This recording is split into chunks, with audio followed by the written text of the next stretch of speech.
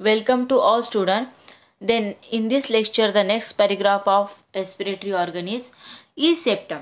जो each septum असतो two sets of gill lamella. जो each septum असेल त्या ठिकाणी two sets असतात of gill lamellaचे. One present आहे on anterior side आणि other जे असतात ते posterior side नी. When an interbranchial septum bears two sets of lamella is known as a hollow branch or the complete gill. आता हे जे इंटरब्रांचियल सेप्टम असतात बियर्स करते टू सेट्स ऑफ लॅमिला. किती सेट्स आहे टोटल याच्यामध्ये टू सेट्स आहे लॅमिलाचे, ज्याला म्हटलं जाते कंप्लीट गिल. काय म्हणतात दोन सेट्स आहे. आपण बघितलं की सेप्टममध्ये दोन सेट्स असतात गिल लॅमिलाचे, एका अँटेरियर साईडनी एका पोस्टेरियर साईडनी. ओके. आणि जो इंटरब्रांचियल सेप्टम असतात त्याच्यामध्ये दोन सेट्स असतात. अंडरलाईन करा, इंटरब्रांचियल सेप्टममध्ये दोन सेट्स असतात ऑफ द गिल लॅमिलाचे, ज्याला म्हटलं जाते कंप्लीट गिल.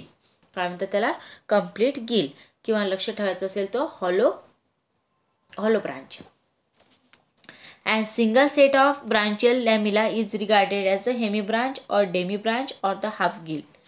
सिंपल हे सेंटेन्स जर लक्ष ठेवायचं असेल, सेप्टममध्ये टू सेट्स असते गिल लॅमिलाचा, एक अँटेरियर एक पोस्टेरियर. आणि इंटरब्रांचियल सेप्टममध्ये टू सेट्स असतात गिल लॅमिलाचे, त्याला म्हणतात कंप्लीट गिल किंवा होलो ब्रांच. आणि त्या ठिकाणी सिंगल सेट असतो ब्रांचियल लॅमिलाचा. काय असतो single set of branchial lamella, त्याला काय म्हटलं जाते hemi branch or the demi branch or half gill. Simple पहिले complete gill, second is the half gill.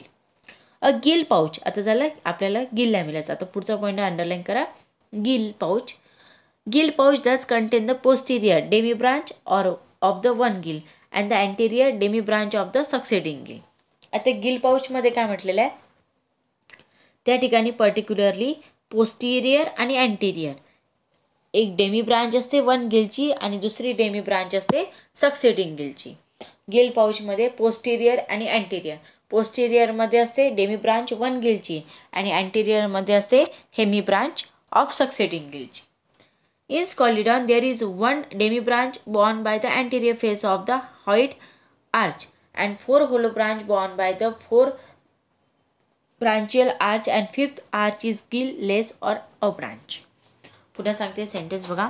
जे स्कॉलिडॉन आहे अंडरलाईन करा, वन डेमी ब्रांच कुठे बॉर्न होते अँटेरियर साईडमध्ये हॉइड आर्चकडे. आणि फोर काय प्रेझेंट असतात, एक डेमी ब्रांच आहे, फोर होलो ब्रांच आहे. एक डेमी ब्रांच कुठे आहे हॉइड आर्चकडे अँटेरियर साईडनी. फोर होलो ब्रांच कुठे आहे फोर ब्रांचियल आर्चकडे. बघा वन डेमी ब्रांच नसेल तर चार्टमध्ये करून घ्या, one demi branch, four hollow branch and fifth जे आहे फिफ्थ आर्च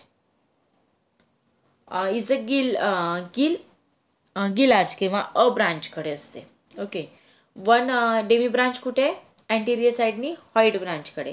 होलो ब्रांच जी आहे त्या फोर ब्रांचियल आर्चेस आहे ज्या कुठे प्रेझेंट असतात or the fifth gill arch kade, fifth arch in the gill less or the a branch kade. Okay. Then next paragraph is the each interbranchial septum is the prolonged externally bound and the branchial lamella into the branchial flap and contain the two sets of muscles vertical and horizontal. आता पुढे बघा, या ठिकाणी काय म्हटलेलं आहे पॅरेग्राफमध्ये, each interbranchial septum हे जे इंटरब्रांचियल सेप्टम असतात कसे राहतात प्रोलॉंग असतात, एक्सटर्नली बियॉन्ड होतात ब्रांचियल लॅमिला. इंटरब्रांचियल सेप्टम काय होतं एक्सटर्नली कुठे बियॉन्ड करतात branchial lamella into the branchial फ्लॅपकडे आणि कंटेन करतात two sets of the muscles vertical and horizontal. दोन सेट्स आहे मसलचे, एक आहे व्हर्टिकल अँड सेकंड आहे horizontal. Then gill of the Scoliodon are the lamelliform in which gill lamella are attached to the interbranchial septum along with the length. In bony fishes, the gills are filiform and the interbranchial septum is the much reduced. जे काही bony fishes असतात त्यांचे gills कसे असतात filiform असतात and इंटरब्रांचियल septum जे असतात is much reduce राहते. So in this lecture this topic completed. Remaining paragraph in next lecture. Thank you.